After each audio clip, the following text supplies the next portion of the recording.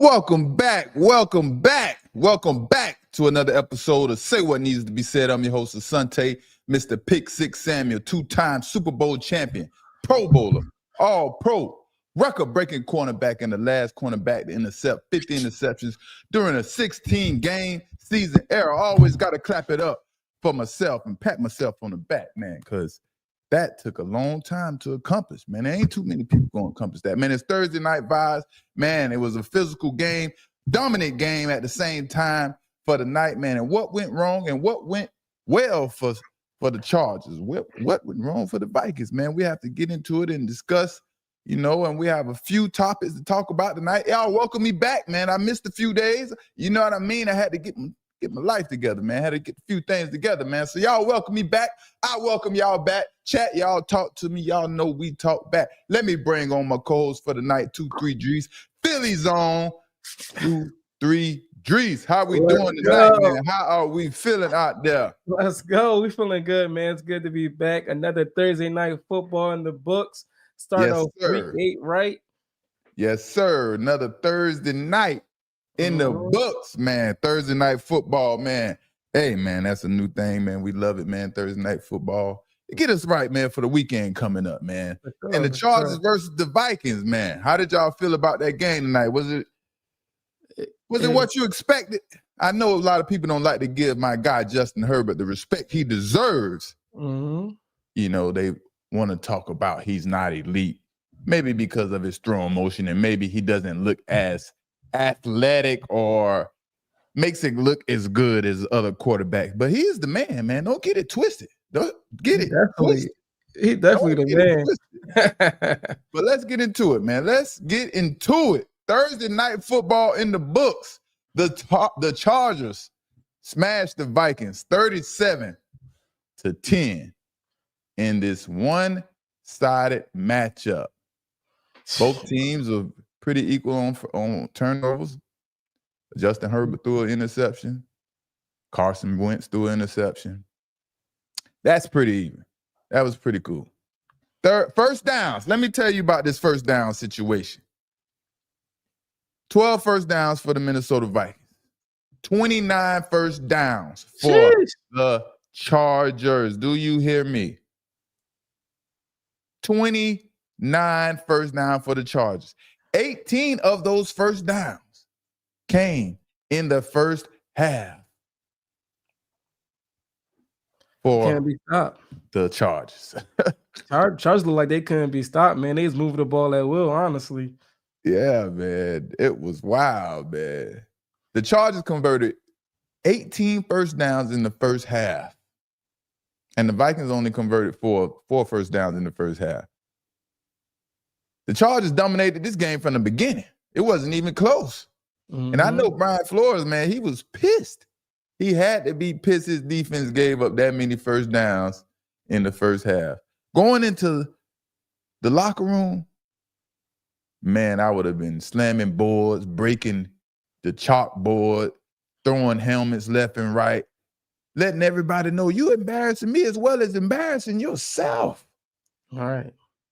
This has to be a record since the time football started, man. 18 first downs? Yeah, not only that, they didn't force a punt the entire game. The entire game. The only time Justin Fields turned the ball over or they gave the ball back to the Vikings was on that tip pass, the interception. That was the only time the Vikings got some points besides a field goal. Crazy, man. It's crazy. And it's hard to win. It's plain and simple. It's hard to win giving up 18 first downs in the first half, let alone 29 in the whole game. You can't win like that, man. That definitely got to be frustrating. Actually, coming off the short week, they gave up a lot of big plays this past weekend. They come right back and then do kind of like the same thing, man. They didn't give up that force, not one punt. They did that one turnover, but, man, it was like they was picking a poison out there. They want to run the ball, they ran the ball. They want to pass the ball, they passed the ball. Justin Herbert had You're talking about the Chargers. carries for 62 yards himself. Justin Herbert out here running for 62 yards. Exactly. That's crazy. Yeah. He was Like, almost the leading rusher of the game. You know what I mean? He was yeah. almost the leading rusher. He only had about 7 to 8 carries. If he'd have had over 10, he would have definitely been the leading rusher behind Vidal, his running back. But the Vikings, man, they just wasn't physical enough today, to try to go against the Chargers. And in the secondary, I was a little disappointed with the secondary. They didn't contest enough passes tonight. Most of Justin Herbert completions were easy completions, not too much pressure on his passes, and made it really easy for him to throw the football. And that was the big difference in the game tonight.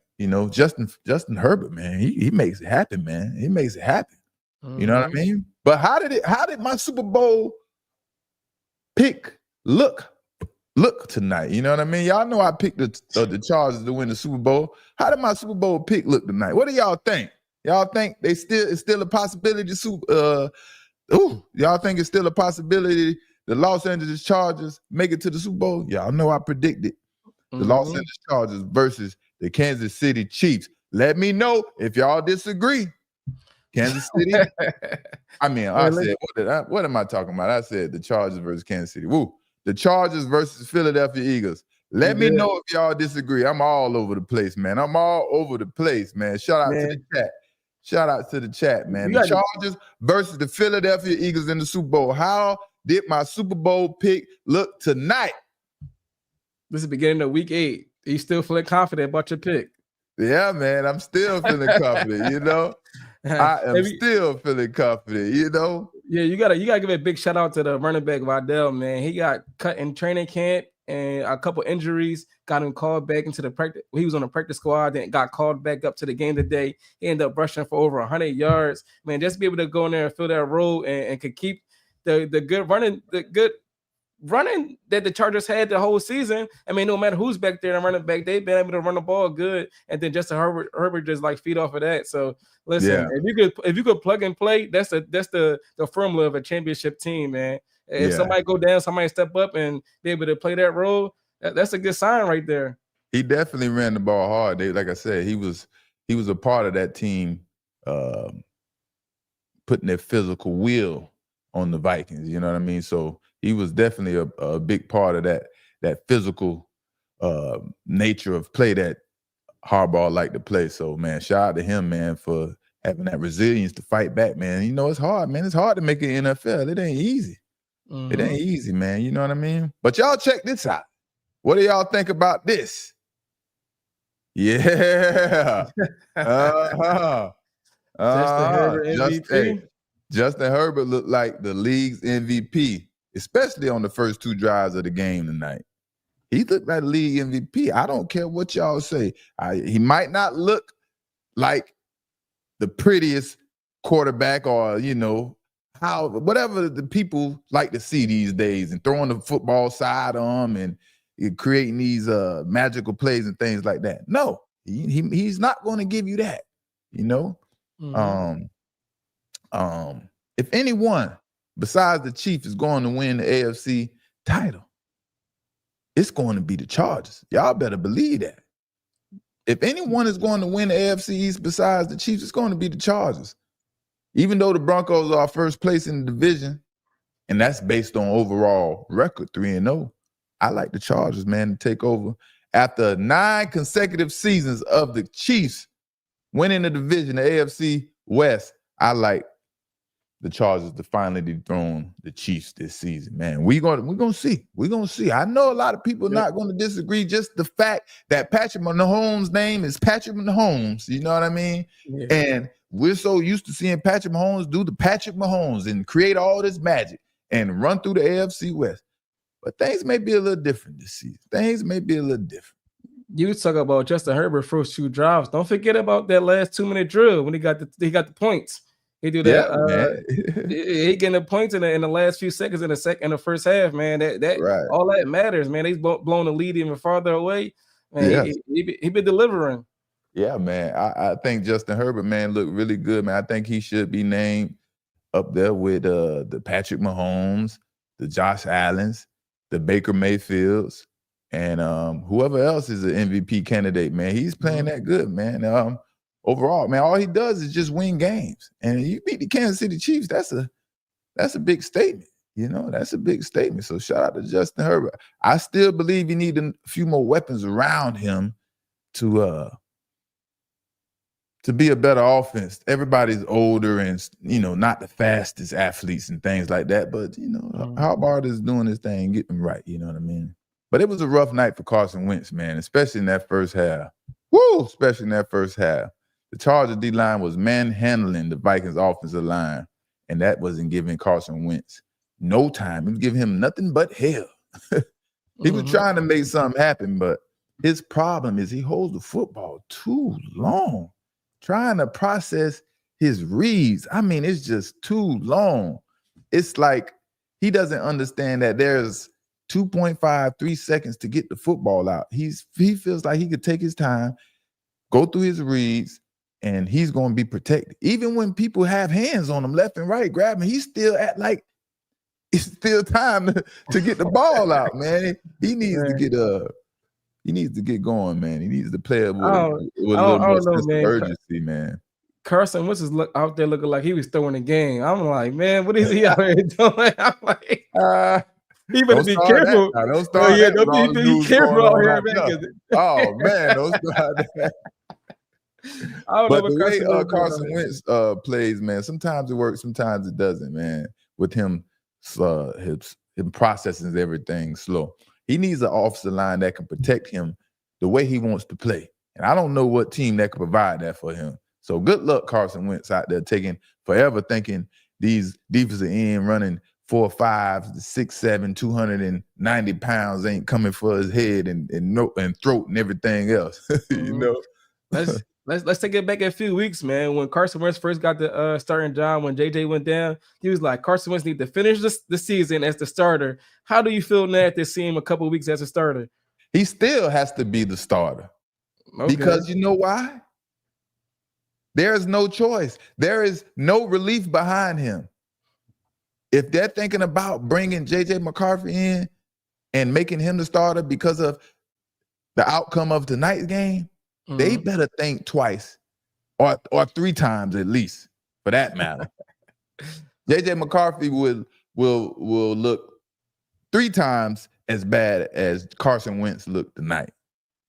J.J. McCarthy, he might do some things, some good things, you know, here and there, just like Carson Wentz. But overall, the longevity as the season continues and wear down and wear players down, J.J. McCarthy ain't built for this, man. I can see that.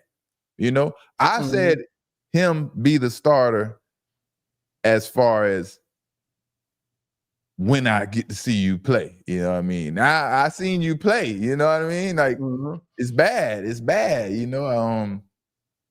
I don't know if he'll ever be a starter in the NFL right now. You know, man. I see him on the sideline today with that C on his chest. I'm like, man, he over there just rocking the C on the sideline. You got to put that man in the game. Put him in the game and take it all, have all his confidence taken away.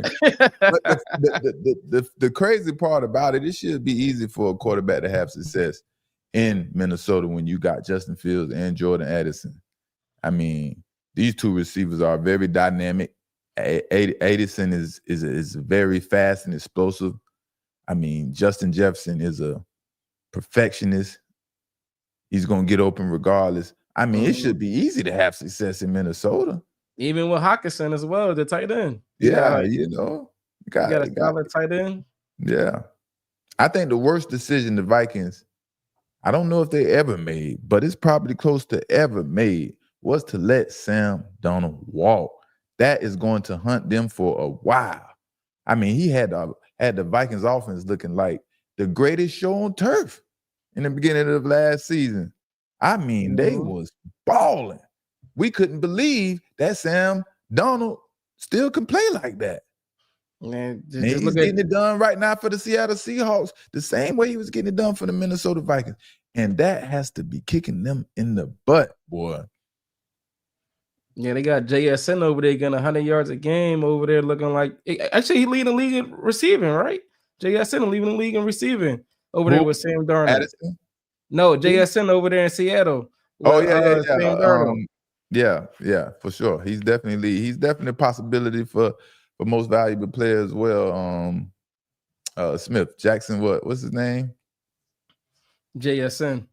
Yeah, JSN. I can't even think of it right off the rip. Jackson Smith. Yeah.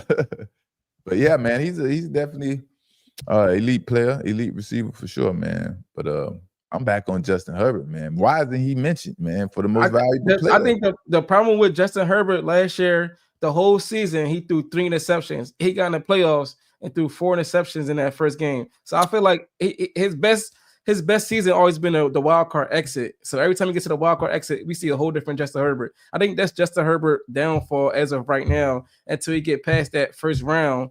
And we get something different because once he gets to the playoffs, he gets those turnovers. And all season long, he don't turn the ball over. Yeah, I mean, I guess that's a knock against him, but ain't none of these quarterbacks won a Super Bowl except for Patrick Mahomes. You know what I mean? You got Baker Mayfield. Jared Goff. Jared Goff didn't win a Super Bowl. Who else they mentioned? Josh Allen. You know, all these other candidates they talking about, but I don't know, man. It just seems like Justin Herbert, he takes a lot more slack than other quarterbacks.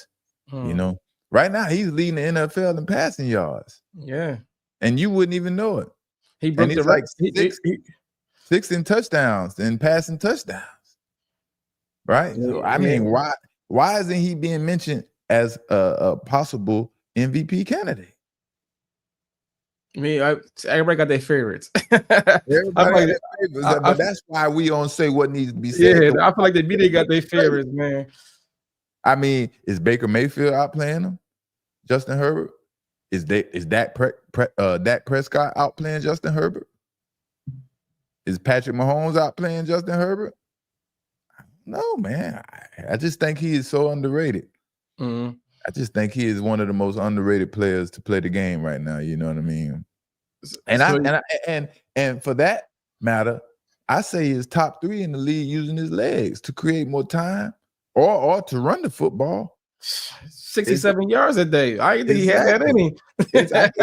It's totally underrated, and it's very deceptive. You know, him using his legs. I don't even think defensive coordinators think to game plan him in his legs, you know? And like I said, it may not look magical like Patrick Mahomes does with his leg and arm, but Justin Herbert is just sneaky good when it comes to his legs. And if a defense don't stop him from using his legs, it's going to be a long night, like the night, as we can see. 37-10, man. 37-10. Justin Herbert almost the leading rusher of the entire game from both teams. You know what I mean? He definitely had more than a whole Vikings team by himself. Yeah. But yeah, I hope we don't hear coming up this week that the Vikings plan on starting J.J. McCarthy because of the result of the game tonight. Because it's going to get bad. It's going to get worse and worse. Justin Jefferson is going to get more and more frustrated.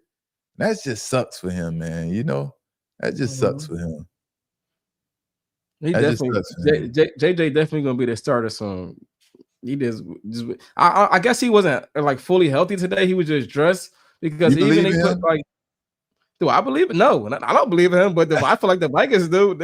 He a captain over there. They named him to start at the beginning of the season. I mean, I don't know why today, like he was dressed up and they didn't put him in. They put the 3rd string quarterback in at the end of the game. So I'm like, is he still hurt? What's the reason behind that? I don't know what they're doing over there.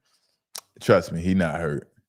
If he was like that, he would have been playing for the Vikings. Trust me.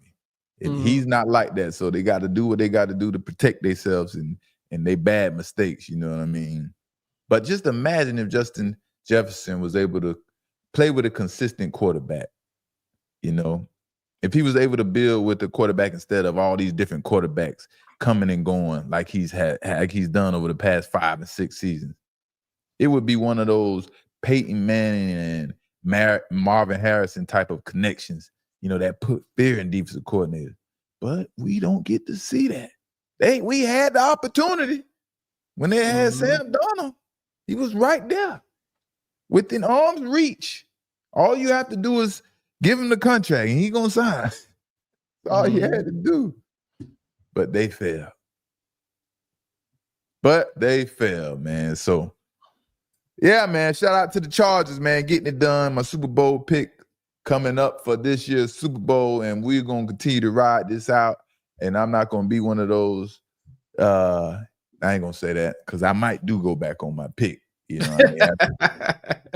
Yeah, but right now, I got the Chargers right now. I'm staying stern with my pick. Still sticking strong. I'm still standing strong with my pick. Justin Herbert is underrated, and as you can see, he can get it done against a good team with a really good defense that is coached by a really good coach in Brian Flores. So clap it up for Justin Herbert, man, and getting it done. But switching gears, we have to talk about Shedeur Sanders. We've been gone for a while, a couple of days. We missed 1 or 2 days on the podcast, on the show. I've been doing the flip thing, the flip houses and stuff, getting work done. Got to get outside and move around, weighing you down. That's what I've been doing. I'm going to let y'all see the finished product when I'm done because, it's a little exciting adventure for you, boy. But Shedeur Sanders. What do y'all know? What do we know about Shedeur Sanders, everyone? What do we know? Shedeur Sanders will start at least 4 games before the season ends. Wow. He is starting soon. No matter what. He is starting soon. And Kevin Stefanski had to take a hard look in the mirror and ask himself, what the hell am I doing? He had to. He had to look at himself and keep it all the way 100 with himself. What the hell am I doing? Then he realized he doesn't have a freaking choice but to play Shedeur Sanders. Might as well. He can't hold Shedeur back. As bad as he wants to, he can't hold Shedeur back. Stefanski wanted to make sure he got ahead of benching Dylan Gabriel for Shedeur. So guess what he does? He leaks that Shedeur will start no matter what, and at least 4 games. He ain't slick. He is not slick. Kevin Stefanski, I can see right through these sneaky tactics he is trying to throw out here and brainwash us. I can see right through it. Let's go. Shedeur is about that time. But the crazy thing about it, and everybody is speculating that it would be the last 4 games of the season and this and that. Shedeur has the chance to play this week against the New England Patriots. How bad Dylan Gabriel looks. It's only so long a system or a coach can protect their player before they are exposed. If they aren't like that, there's only so much you can do. And if you made that mistake, if you made a mistake choosing the player when they wasn't supposed to choose, when you wasn't supposed to choose them, it don't even make no sense of trying to hide it and try to correct your wrongs by manipulating the situation. That does nothing for nobody. And I'll never forget when Kevin Stefanski stopped Dylan Gabriel from playing in the second half of the final preseason game because he felt Dylan did just good enough to justify him making Dylan Gabriel the backup quarterback.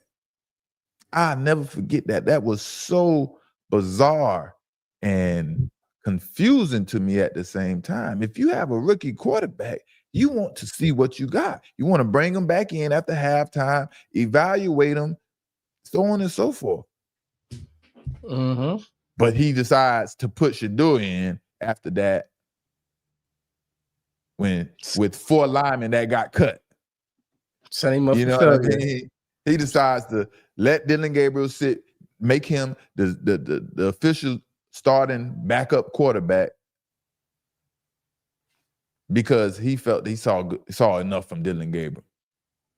Then he's going to put Shedeur in the game and almost get his head ripped off by a bunch of free agents that ain't even drafted. No longer on the team. They had no plan of those linemen being on the team. Not at all, man. Setting him up for failure.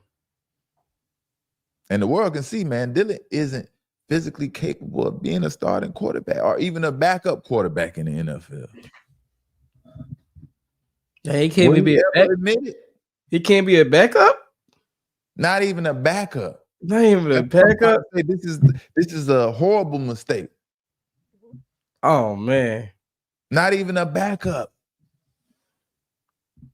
And I don't think he ever will admit it. Kevin Stefanski will never admit that he made this mistake. Not anytime soon. Maybe when he isn't coaching no more or long gone from Cleveland. That's when we will hear the truth from Kevin Stefanski. And the fact that Dillon was drafted ahead of Shedeur in the 3rd round clearly shows Shedeur wasn't treated fairly during this draft. Shedeur is clearly a 1st rounder. We all know that. Just based on where Dillon Gabriel was drafted, since he was drafted in the 3rd round and he is playing the way he is playing, Shedeur Sanders should be a 1 and 2, you know what I mean? Based on Dillon Gabriel, crazy. Meanwhile, in the meantime, in between time, with all the flaws Dillon Gabriel have that the world can see, Dillon Gabriel is hoping to turn 5-yard checkdowns into explosive plays. Like I've said before, you want explosives in the pass game, not only vertical throws, but also maybe a 5-yard throw that can go for 20. So any explosives really help. Yeah, any explosives will help. I agree. Like I've said before, you want explosives in the pass game, not only vertical throws, but also maybe a 5-yard throw that can go for 20. So any explosives really help. I'm just saying it's 2 different type of confident when you're dealing with football. You know what I mean?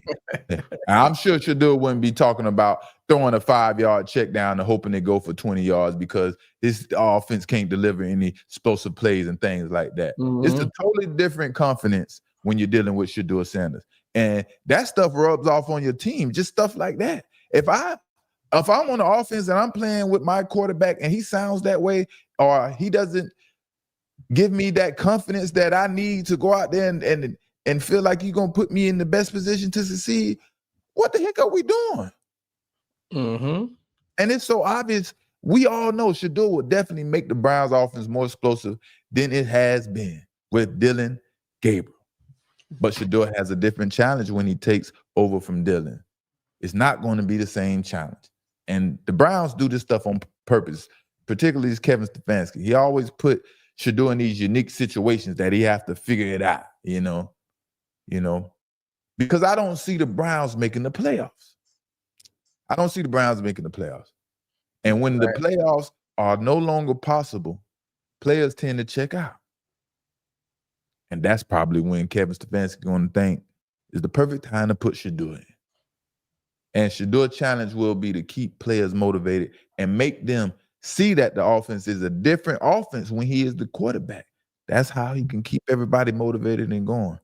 And if he show up how he did in that first preseason start, there won't be no denying Shedeur, boy.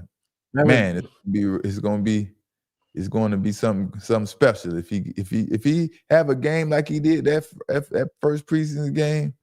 Man, the internet is going to be on fire.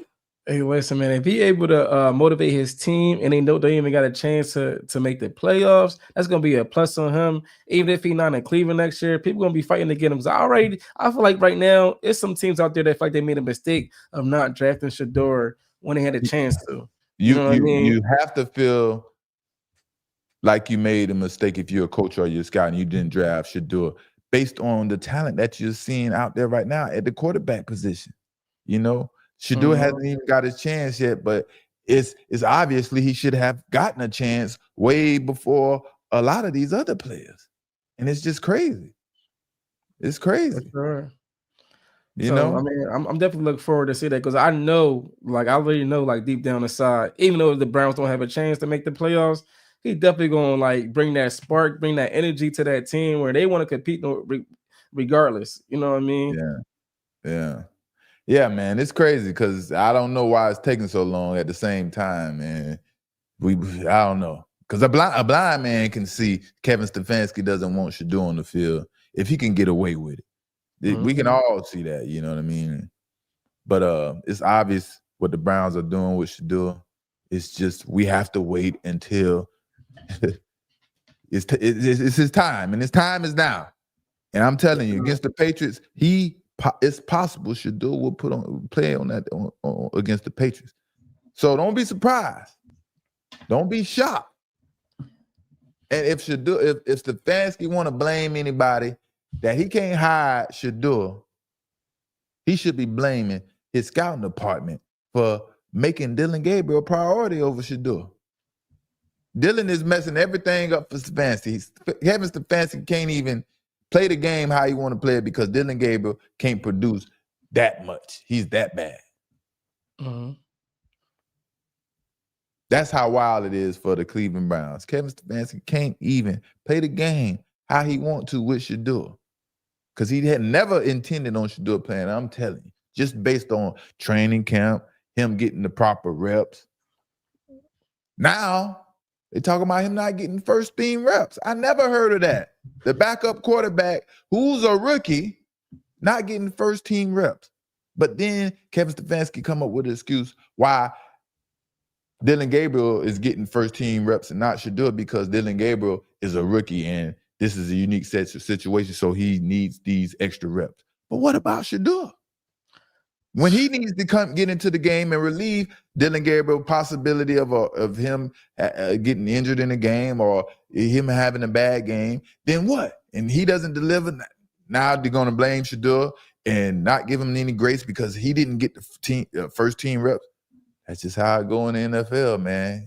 When it's your chance, when your time is called, dang, boy, it's a dirty game. It's a dirty game. The Browns can run the ball. They can play defense. They just need a quarterback that can throw the ball a little bit. And they can, compete. And that's what they was hoping Deshaun Watson would be. They had an awesome defense. The defense is hands down can be even better than they are because obviously the offense is so bad. They would be even better on defense if they had a quarterback. And it looks like the Browns are really done with Deshaun Watson. If what they're saying is true, Shedeur gets a chance before Watson, when Watson is all the way healthy. Deshaun Watson days is over with, sounding like. How you get rid of that contract? They got a lot of guaranteed money with that contract. You just gotta eat it. All that money down the drain. You hear me? All that good money down the drain. I'm sure he's doing something good with it. He doing something. He taking care of life. I tell you that. And that trade with Deshaun Watson probably gonna go down as the worst trade in NFL history. Just because you got absolutely nothing but a headache. You have got no production out of this player, and you gave up so much, and it was probably the first fully guaranteed contract, especially worth over hundreds of millions of dollars, that was ever given out to an NFL player. He probably played less than 10 games in like 3 years. Wow. Unbelievable. You know what I mean? But at the same time, it doesn't sound like Deshaun Watson wants to stay around. From what I'm hearing, he doesn't want to play for the current coaching staff. Because if he's looking at the talent the way we're looking at the talent, he can see, man, that offense doesn't have too much potential. And he see the scouting department and Kevin Stefanski don't really care about putting the talent around his quarterbacks for them to succeed. They want to run the ball and be physical. That's where they put all their energy to. Listen, they paying 8 quarterbacks right now. They can't afford nothing else.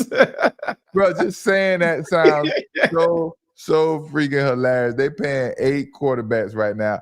And half of them not on the team. And nobody's giving them production. And one of the quarterbacks haven't even got a chance yet. There's only one quarterback that haven't gotten a chance out of all these quarterbacks that are getting paid.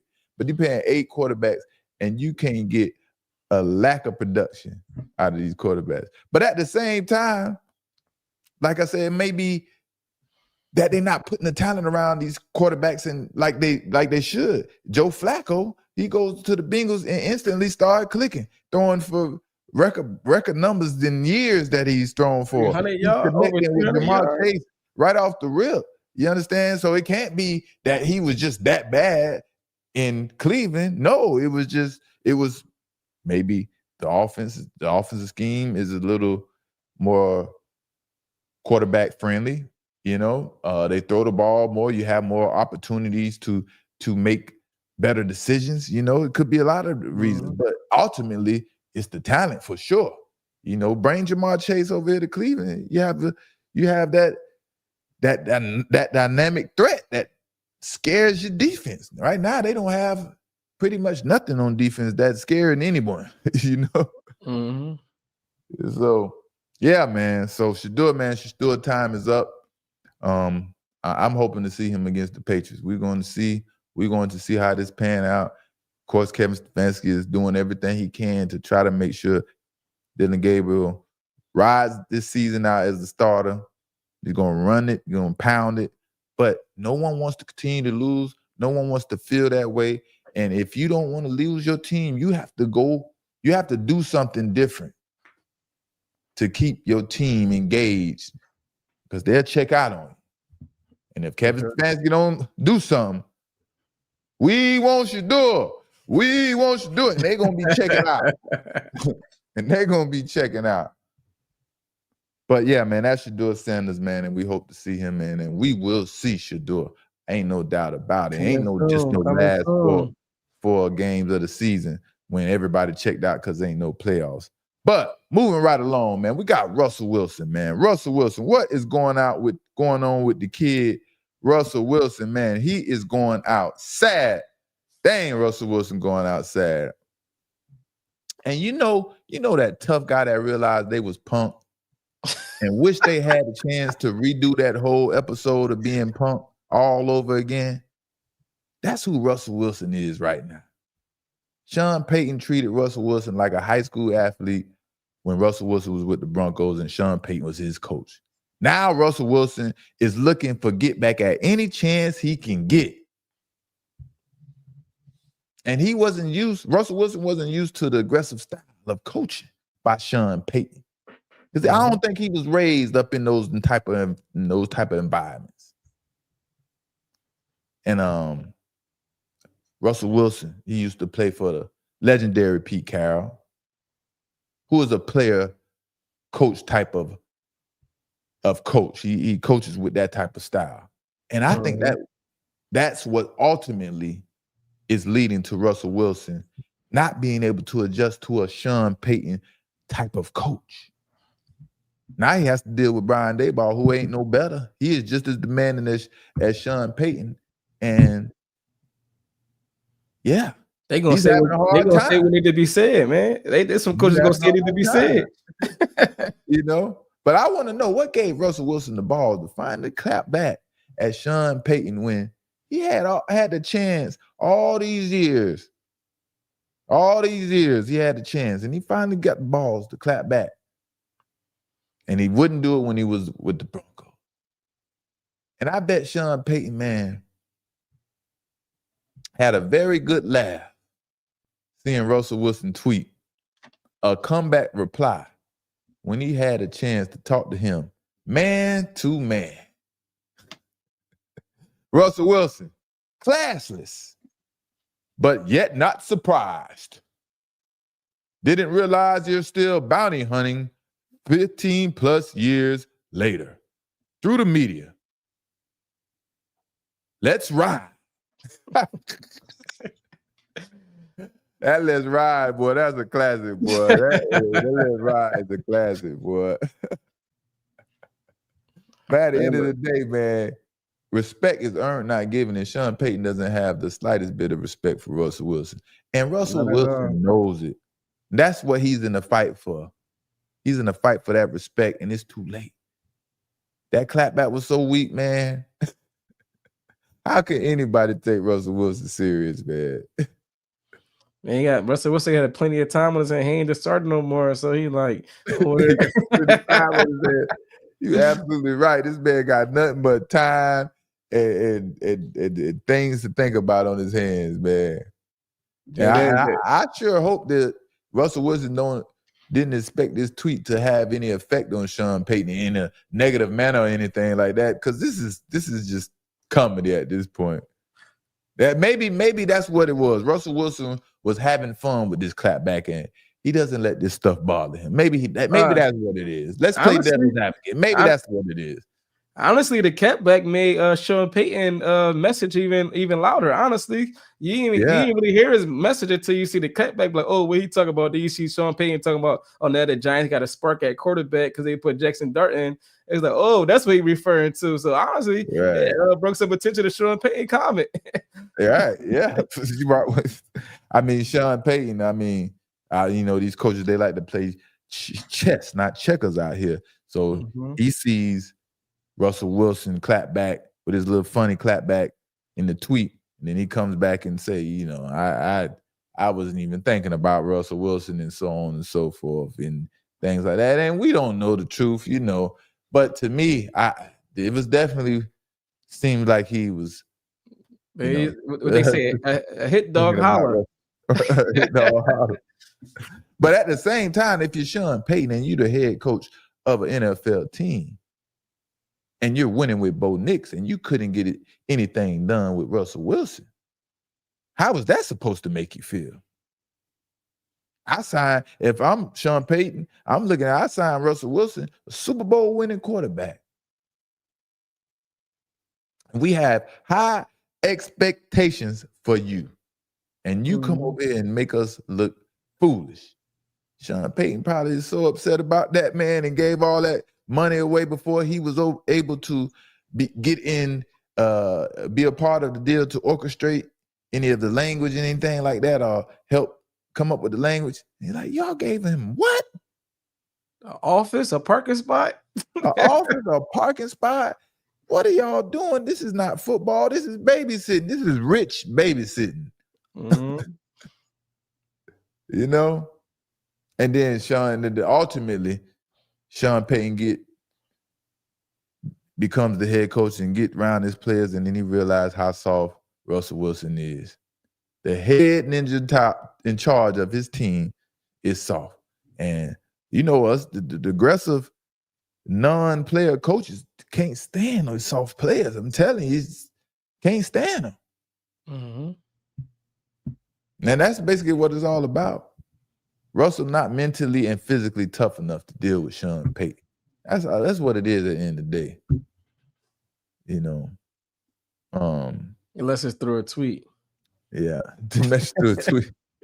The fact that Russell Wilson was so quick with his Twitter fingers to respond to Sean Payton it has me thinking, let me know that Russell Wilson is still in his feelings because he was so quick. You don't really hear Russell Wilson clap back.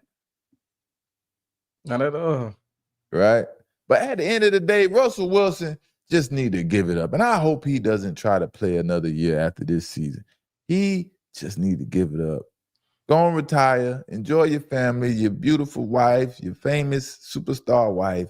You got life made. But give it up because he is letting a down side of his career overshadow such a great career. You know what I mean?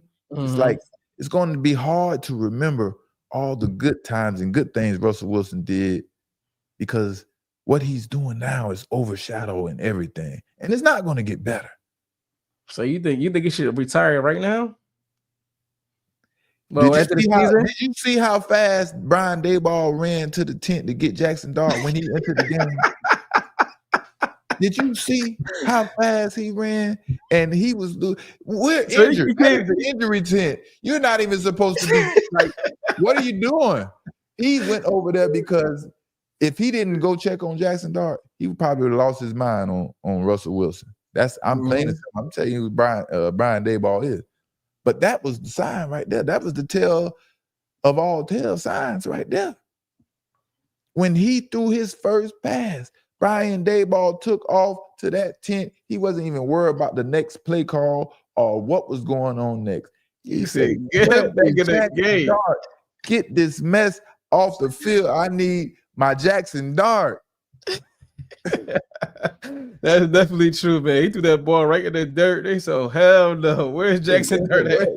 Please, now. And then he's mad at everybody because Russell Wilson. He's mad at the doctor.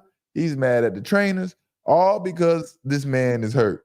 And Russell Wilson looks like a fool out there, you know. Mm-hmm. But hey, you're making that money, man. You're making that money taking care of that family. So you got to do what you got to do. You got to fake it till you make it, fake it till you make it. But if you're well off, man, stop making a great career be overshadowed by stuff like Let's Ride and 15 years you still thinking about you still bounty hunting on Twitter and through the media. Like, come on, brother. Who are we trying to affect with these tweets? Like I said, maybe he's just having fun and he doesn't let this stuff affect. I'm trying to be like Russell Wilson when I grow up. I don't want to let this stuff affect me. You know what I mean? Where I got to be clapping back, even though I love to clap back, y'all. You know. And speaking of retirement, BG just made his return halfway through the season after retiring.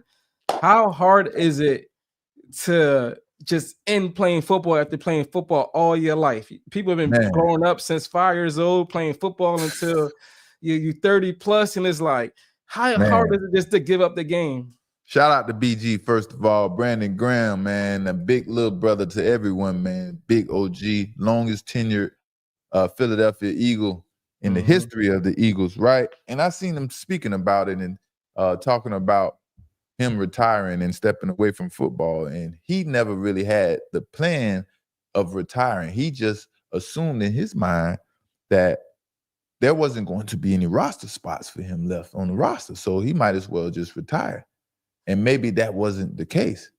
And now that he's retired and you're going into week 8, you know, these checks stop rolling in. You know, your routine is changing. You're trying to find yourself. You don't have the same identity as you once did. And a lot of those things come into play and sits in our mind. Now we have to figure things out. And now it's hard to figure things out. And it ain't as easy as it was playing football, a system already created for us that we've been doing our whole life. And that's when the problem arises. Who are we? What's our identity? Right? And a lot of us will just play football till we die, till we pass away. But that obviously that can't be the case. And I'm sure, man, it's like he was sitting there just thinking about, you know, watching players do different plays and thinking about a play he can make on that play, a play he would have made on this play, and he's still feeling like he can do it. Mm-hmm. You know, football is I like to call football Disneyland. Playing in NFL is a life of a fairy tale life, a fairy tale temporary life, and then when football is over, that is when real life hits, and that's the time. That's the part of life we have a hard time adjusting to and dealing with. You hear about, you know, us players, you know, mentally breaking down and physically losing it and everything going on that goes on with us football players because it's really tough. But shout out to Brandon Graham, man, you know, still being able to come back and play. But, you know, we have to face that reality one day that we have to be done playing football. You just have to have a plan when you're done. And, you know, if you don't have, you know, people around you that love you and there for you, whoo, it get tougher and tougher, man. It get tougher, tough to find yourself, man. Real tough to find yourself after football, man. A lot of people go through that. A lot of people don't unfortunately make it to be able to tell the stories of life after football. But man, yeah, it's definitely one of those situations where it ain't easy. And you're just not really sure if you want to be done, right? You know, and obviously the checks and the money isn't the same as it was. And yeah, that's just how the process goes of us football players right thinking it's time to stop. And honestly, But for me, Brandon Graham can still play, man. for sure. And honestly, for me, I only played college football, and when I was done college football, I didn't even watch the whole next year. You know that fall come, you the grass, you get that fresh smell of the grass. It's like a whole like thing you feel in your whole body that you know it's time for football, and it wasn't Right. time for football for me. So I was like in a depression for a while. I can't even watch football. Like it was on TV, I'll turn it off. Like I was in a whole little state. It took me a while for me to get back to be able to watch football again. I was like, Right, damn, like I you can't said, even do it no more. even college players with the aspirations of making it to the NFL, and those things don't work out. Now they're lost, because we don't really have a alternate plan You're so used to that besides your routine. dream, right? Yeah, your routine. You've been doing this routine since you've been 5-6 years old for a lot of us players. So yeah, man. So shout out to BG, Big Dog, Brandon Graham. But man, a lot of news, man, going on. Players getting caught up in the wrong way. And I'm telling y'all, stay away from doing these crazy things that ain't gonna do nothing but tear your life apart. And gambling doesn't discriminate against anyone. We all love to gamble. People can be super rich or even super poor, but still love to gamble. We all love it. And it's a thing for us athletes. I think most athletes love the rush that gambling gives us. We love the rush. That's why we are so quick to gamble. At the same time, it's fun. It's fun when you're winning. When you're winning, it's very fun. But when you're losing, boy, it feels like it's time to crash out. You're looking for an excuse. You're trying to start something with the dealer, with the person you're competing against or whatever. When you're losing your head get hot, you start sweating, all type of things start going on. When I'm at the blackjack table and the table makes me split my hand like 5 times, right? And then you get about 3 or 4 double downs out of that split. And when I lose that hand, my first reaction when the dealer grab the money is to snatch it back before the dealer can grab it. It's like that's my first instinct. That's my first instinct being from Lauderdale. It's like, bro, I just split 5 hands. I'm playing $500 a piece. And I got 2 kings, or I got a king and a 19. I mean, a 10 and a 9. I got 19. And you mean to tell me you got 20 or you got 21, just one over to beat me? It's like, that reaction, man, it's a hurtful feeling, man. It hurts you in your soul. It hurts you in your soul, boy. I'm telling you, boy. But now, man, y'all see what's going on, man. It's a major crackdown by the FBI. And they're targeting professional athletes, particularly in the NBA. NBA players are getting caught up in things left and right. First, we heard about Gilbert Arenas. He got a little situation. Got head coach Chauncey Billups just getting picked up, allegedly. And recently, FBI got now current player Terry Rozier. Man, they all been arrested by the FBI. And this isn't good. Those are 3 letters. Let me tell you. You don't want to mess with. 3 alphabet you want to stay away from is the FBI. Stay away from the alphabet boys. Let me tell you, man. Those are 3 letters you don't know. You don't want to have no smoke with. I don't care how tough you is or how smart you is or how many people you think you know. The United States versus Terry Rozier and Chauncey Billups just sounds horribly wrong. They will watch you. They would literally watch you for years and let you do what you do and don't move until everything is stacked up against you. And then they're going to make their move. So when they make their move, they got the evidence they need. Everybody know how the feds work. They don't come after you until they did their homework. They researched your iCloud, your iPhone. They checked your tax statements, your bank statements, everything. They are on you like white on rice. Ain't no way around it. Only thing is you can do is comply and do right out here. Don't be out here trying to get over in life. And it's going down. And when they crack down on the athletes or high profile people, they are happy. They love to get on the podium and make it do what it do. And this is their time to shine. Let's check them out. For their performance or took themselves out of games to make sure that those bets paid out. One example occurred on March 23rd, 2023 in Charlotte. Terry Rozier, an NBA player now with the Miami Heat, but at the time playing for the Hornets, allegedly let others close to him know that he planned to leave the game early with a supposed injury. Using that information, members of the group placed more than $200,000 in wagers on his under statistics. Rozier exited the game after just 9 minutes, and those bets paid out, generating tens of thousands of dollars in profit. The proceeds were later delivered to his home, where the group counted their cash. As the NBA season tips off, his career is already benched, not for injury, but for integrity. Woo! Not for injury, but integrity. That's their time to shine. And it's something about that cash. It's something about winning cash, tax-free money. It gives you another level of excitement for some reason, man. But at the same time, this has to be the highest level of greed that I can think of. If y'all don't know who Terry Rozier is, a player, he plays for the Heat, I think currently right now, he makes over $20 million this season. And Chauncey Billups is getting paid to be a head coach. And he's making like $4-5 million.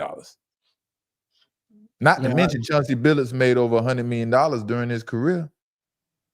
And that amount of money that we're making in their profession compared to the amount of tax-free money they are making cheating is not even close to being worth it. Now you got the FBI on your ass because you wanted a little $50,000 in cash. Yeah, I seen a highlight tape of Terry Rozier today of him like throwing a game. It was like obviously looking at him. He's throwing a pass to like the opposite team, like on purpose. Like he done this a lot of times. Like I could just tell by looking at that tape right there. I'm like, oh yeah, this is obvious right here. Yes, man. Yes, man. Hey. It's your prerogative, man. It's y'all. Hey, it's everybody's prerogative in life, man. You can choose to do whatever you want to do. Just know the wrong choices can have some serious consequences. Mm-hmm. And Terry Rozier, he was happy. He was happy to choose to go over there and bust down $200,000 like everything was all right, allegedly. You know what I mean? The whole time he making probably $200,000 or $500,000 a month just from his check because he's making over $20 million at the same time. And you know what? They are going to make an example out of Terry Rozier. They are going to make an example out of him. I can see it coming. The amount of time in jail the United States of America versus Terry Rozier will probably be the rest of his life. Or 25 years, that's considered life. Mm-hmm. Because that footage, like you was talking about, like you seen and I seen and a lot of other people seen circulating on social media from past seasons, or I don't know if that was last season or years before that. Boy, he is looking like he was blatantly trying to throw or mess up some games. You can't hide that. Mm-hmm. And the United States versus Rozier, he doesn't want to go in front of a jury and let them see that tape. Because almost everyone loves sports. And they will look at him like he is diabolical. They're going to make an example out of Terry Rozier. I'm not sure about Chauncey Billups, but Terry Rozier, they are going to make an example out of him. Mm-hmm. And the only reason we don't see this in football is safe from this type of foolishness, is first, it's too many players that have to be involved to set up a cheat session. Too many people. And someone would need to convince a quarterback if they want to throw a game, you know? You can't just do it with regular players. It would take so many people to be involved, and the timing of things would have to just match up perfectly. Even the referees couldn't make another team win by themselves. You still need other things to happen. And I know people think football games are rigged, things like that. The way the game end and conclude and things like that. It has to be sometime, right? It's not scripted. Sure, Cat. That doesn't have to be, right? You ain't get your script in your mailbox every year. You know? Yeah, man. I can't never see it being possible, man, that they can rig an NFL game. But I know to the end of time, people will continue to say these games are rigged, and they will live and die by that. And I probably would be the same way if I never made it to the NFL. I was a part of the NFL team, but me playing on the team and being a part of it is no way. I don't see cheating or how someone could cheat. There's no cheating. If you want to say someone has a camcorder and they're spying on you, if that's what they want to consider cheating, yeah, okay. Everybody does that, yeah. You know, but you could get away with a few calls, you know, or a few plays, but there's just no way, man, to fix a whole game. You know, to think you could win. Yeah, I don't think it can even possible to happen.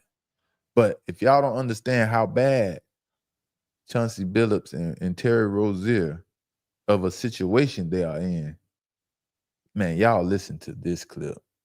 Now joining NBA Today, ABC News Chief Investigative Correspondent Aaron Katersky. Aaron, thank you so much for staying with us here on NBA Today. What more can you tell us about what Chauncey Billups is being accused of? Yeah, Sinead, Chauncey Billups, according to federal prosecutors, was the lure, the mafia allegedly paying him for his celebrity to attract high rollers to poker tables in the Hamptons, in Las Vegas, in Miami, and right here in Manhattan, so they would gamble, so they would play poker. What those people didn't know was that everyone else at the table was in on the scam because the games were rigged. Chauncey Billups was known as a face card because the mafia allegedly used his face to lure in these unsuspecting victims. That's bad. The victims themselves were called fish, as the U.S. Attorney for the Eastern District of New York explained in Brooklyn a short while ago. The scheme targeted victims known. Let me just tell you, you're being alleged that you're the face of this whole situation, so they're going to tag you as the ringleader. Oh man, you don't want to be the ringleader of nothing in a criminal case. Known as, quote, fish, who were often lured to participate in these rigged games by the chance to play alongside former professional athletes who were known as, quote, face cards. The so-called face cards included the defendant Chauncey Billups, who at the time of the scheme was a former NBA player and is currently the head coach of the Portland Trail Blazers. And also Damon Jones, a former NBA player and coach. What the victims, the fish, didn't know is that everybody else at the poker game, from the dealer to the players, including the face cards, were in on the scam. For example, they used off-the-shelf shuffling machines that had been secretly altered in order to read the cards. Very, very sophisticated scam, boy. Very sophisticated. If y'all don't know he was dealing with the mob, how does the head coach get caught up with the mob or even want to be affiliated with the mob? It has to be deeper than things we can even expect. Has to be some type of threats, something going on for you to involve yourself like this. This is foolish. In the deck, predict which player at the table had the best poker hand, and relay that information to an off-site operator. Whew. Dang. These rigged poker games have been going on, prosecutors say, since at least 2019, and it involved these altered shuffling decks, X-ray poker tables that could read cards that were face down. There were special. Chat, how do we get caught up in such a sophisticated scheme like this when That's you a high. are That's wealthy, some you high tech. made it, you're very successful. Like, how do you get in contact with these type of people and put your life, family, everything you work so hard for in jeopardy? I don't understand it. Where are these people at? Man, listen, they probably told me like, yo, it's gonna be simple. All you gotta do is do this, and you're gonna get paid wealthy. And they was like, okay. Like, You probably mean, tell you it's not even a crime. You know, you're not even committing a crime. You're gambling already. So if we're cheating, you know, X, Y, and Z is not a big deal. it's nothing. Yeah, it's not a big deal. Nothing's gonna happen. You just gonna. I mean, it says since 2019, so it's been going on for. I mean, years. So they probably thought they was cool. And then, that let y'all know about the FBI. It's been Right. going on since 2019. Chauncey, Billups, Terry Rozier probably stopped 2 years ago doing whatever they was doing. Long gone. They probably forgot about the past. The whole time, the FBI ain't forgetting about nothing. Mm-hmm. And that is what you're dealing with when you're talking about the United States versus you. Stay out them people way. You ain't had that phone. You had that phone 4 phones ago, and they got them text messages. Like, oh my gosh, that was the iPhone 6, and they got them text messages, man. So yeah, man, that's bad, man. Like I say, man, they were saying Chauncey Billups is the face. He was the one that was allegedly going out there and be the face for these poker games and inviting people to come along and play aside NBA players and professional athletes, which, you know, anybody with money would love to do and just come kick it and have fun. The whole time they are whooping them left and right, gunning, gassing them out of their money, man. Woo! Boy, this is going to be a lot of headache ahead, man. A lot of headache ahead. I don't ever want to have to deal with the FBI, and I'm not going to ever have to deal with the FBI because I am not doing nothing. You understand what I'm saying? So we ain't going to even act like that's a possibility around here in these streets, you know? Mm-hmm. But, you know, Thursday night vibes, man. Colorado football is back this weekend. I don't know if any games come on tomorrow, but, man, yeah, man, I'm almost done flipping this house. Just got to paint the outside now. We did the old inside, did the paint, got the stairs. You know, got to put AC in Saturday, a few other things, man. But yeah, man, you got to expand your horizons out here, man.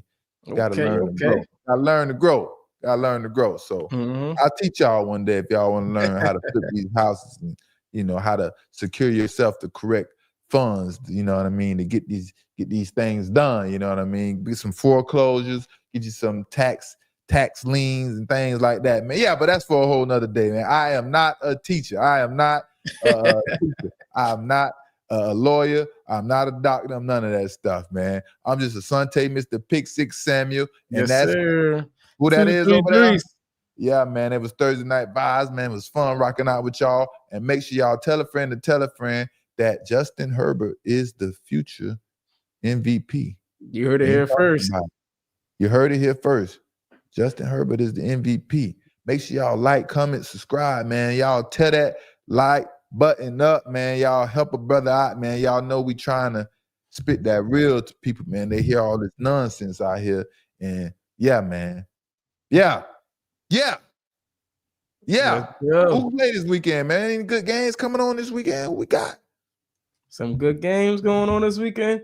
Not that I could think of right off the rip, man. Chat, who we got, man? Any good games coming on this weekend? Who does the Chiefs play this weekend? They play Washington. They play Washington. That'd pretty good, even though Washington just Which lost. one is out? Yeah, and Jaden Daniels is down. So that game isn't going to be as good.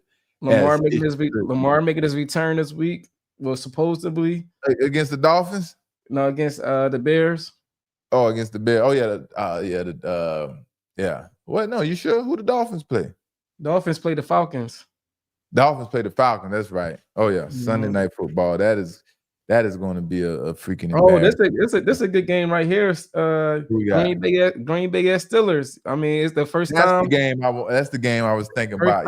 Aaron Rodgers play against Green Bay. Yeah, man. So that's going to be the game of the week, the game to watch, and we're going to see how the Steelers. Jordan Love, man, y'all know how I feel about Jordan Love. You know him and his mechanics. He could, you know, all these quarterbacks, quarterback development, that ain't gonna never stop on this show right here. But Jordan Love is another one, man. Throws so much off his back foot, and it stops him from being as accurate as he could be. And Aaron Rodgers, man, they gonna go head to head. Aaron Rodgers isn't that 50-50 ball passer like Jordan Love. Jordan Love like to throw a lot of 50-50 passes. Like I'm gonna throw it up there to see if you can make the play, you know? So we're gonna get into this weekend and see how this Pittsburgh Steelers versus the Green Bay Packers game go, man. So I'm gonna see y'all this weekend. And yeah, man, again, I'm a Sunday Mr. Pick Six Samuel. It's your boy 2-3 Drees. And yes, man, I appreciate y'all tonight rocking out with us, man. Like, share, subscribe, and we're gonna see y'all next time. We are